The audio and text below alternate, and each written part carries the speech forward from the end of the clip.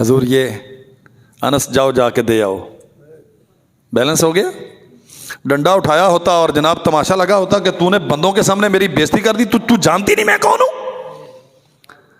واللہ ہے جو بندے یہ کہتے نا تو جانتی نہیں میں کون ہوں، اللہ کی قسم میں سوچتا ہوں وہ بیچارے خود نہیں جانتے وہ کون ہے۔ اگر تجھے پتا ہوتا نا تو کون ہے تو تیرا کردار یہ ہوتا۔ امت کو سبق دیا ہے، ماں تھی ان کے گھر میں تھا، دوسری کے گھر سے کھانا آ گیا ہے غیرت کھا گئی، اور کوئی مسئلہ نہیں، یہ فطرت ہے، ہوتا ہے ایسا۔ اللہ اکبر۔ اور سنیے، سیدہ صفیہ بنت حیی رضی اللہ عنہا، نبی کریم صلی اللہ علیہ وسلم تشریف لائے تو صفیہ رو رہی تھی۔ صفیہ آپ رو کیوں رہی ہیں؟ اللہ کے نبی حفصہ نے بڑا ظلم کیا ہے۔ کیا کہا ہے؟ انہوں نے مجھے کہا ہے کہ تو یہودی کی بیٹی ہے۔ اچھا اسے آنے دو، میں کر لینا دا پتا، جا نسے دے ابے نو لیا سد کے آ پڑھایا اپنی کڑی نو۔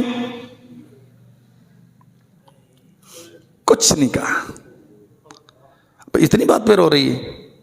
حضور یہ چھوٹی بات ہے؟ انہوں نے مجھے یہودی کی بیٹی کہا۔ فرمایا سنو، انا کے ابنۃ نبی، آپ نے انہیں بتایا نہیں میں تو نبی کی بیٹی ہوں۔ اللہ اکبر، نبی کی بیٹی تو نہیں تھی، اشارہ موسیٰ علیہ السلام کی طرف ہے۔ یہودی سیدنا موسیٰ علیہ السلام کے ماننے والے تھے نا، دعویٰ ان کا یہ تھا۔ فرمایا آپ نے بتایا نہیں کہ میں تو اللہ کے نبی موسیٰ کی بیٹی ہوں، اور آپ نے انہیں بتایا نہیں وَإِنَّ عَمَّكَ لَنَبِيٌّ کہ آپ کے چچا ہارون بھی نبی، اور آپ نے انہیں بتایا نہیں حفصہ آپ اپنے باپ عمر کی سرداری پہ فخر کرتی ہیں، میں ایک نبی کی بیٹی ہوں، ایک نبی کی بھتیجی ہوں، ایک نبی کی بیوی۔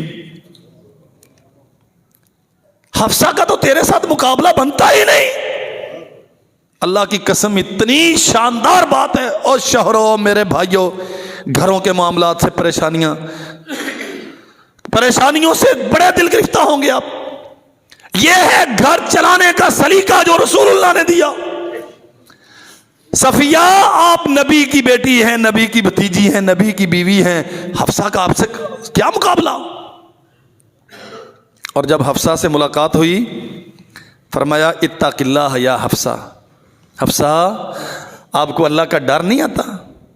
آپ اللہ سے نہیں ڈرتی کہ نبی کی بیوی کو یہودی باپ کے تانے دیتی؟ سوچو ذرا، مرد ہو کتنی برداشت ہے۔ اتنی بڑی بات کہ ایک بیوی دوسری کو یہودیہ کہتی ہے۔ محمد رسول اللہ صلی اللہ علیہ وسلم نے یوں دونوں کو بیلنس کیا، اسے حوصلہ دیا کہ تو اتنے اچھے خاندان سے، نبوت کے خاندان سے، اور تجھے کیا غم کہ تو میری بیوی ہے۔ یعنی ہمارے عرف میں کہ گھبرانا نہیں، میں تیرے نال کھڑا۔ آخری بات سنیے، اللہ اکبر۔ جسمانی طور پہ نشیب و فراز آتے ہیں، عورتوں پہ زیادہ آتے ہیں۔ بہت سارے معاملات میں اللہ ذوالجلال والاکرام نے عورتوں کو بہت سارے کاموں کا مکلف نہیں ٹھہرایا ان کی جسمانی نزاکتوں کے پیش نظر۔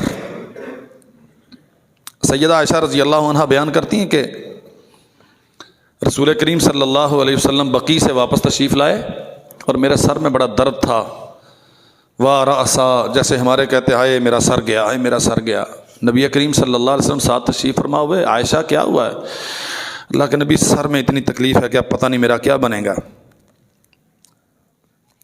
میاں بیوی کی آپس کی باتیں ہیں۔ فرمایا عائشہ سنو، اللہ آپ کو صحت عطا کرے گا، لیکن اگر آپ کو کوئی تکلیف پہنچ گئی اور آپ میری زندگی میں فوت ہو گئیں، اللہ اکبر، فقمت علیک فغسلتک، میں تجھے اپنے ہاتھوں سے غسل دوں گا، وکفنتک، اپنے ہاتھوں سے تجھے کفن دوں گا، وصلیت علیک، اور خود آپ کا جنازہ پڑھوں گا، ودفنتک، اور اپنے ہاتھوں سے آپ کو دفن کروں گا۔ اس کا معنی کیا ہے کہ میں زندگی میں بھی تیرے ساتھ ہوں، اور اگر تو میری زندگی میں چلی گئی تو بعد کے قبر کی دیوار تک جتنے کام ہیں میں خود اپنے ہاتھوں سے کروں گا۔ کیا خیال ہے؟ بیماری کا احساس بیوی کا کم ہوگا کہ نہیں ہوگا؟ اور اگر صاحب کے مزاج بگڑ جائیں، میں سارا دن باہروں تھکے ہونا تے جدوں ہونا تو سر بن کے پئی ہونی، تینوں اپنی بیماری تھی پئی۔ ڈرامہ نہ ہو، گھر والوں کی طرف سے بھی مکر و فریب نہ ہو، بیماری ہو۔ فرمایا عائشہ میں تیرے ساتھ کھڑا ہوں تیری زندگی میں بھی، اور اگر تو میری زندگی میں فوت ہو گئی تو تجھے غسل دینا، کفن دینا، جنازہ پڑھنا، دفن کرنا یہ میں کروں گا۔ اور سیدہ بیان کرتی ہیں جب میں ایام حیض میں ہوتی نا، اللہ اکبر، پانی پیتی، جہاں میرا منہ ہوتا رسول کریم صلی اللہ علیہ وسلم وہ برتن اٹھاتے اور وہیں پہ منہ رکھ کے پیتے،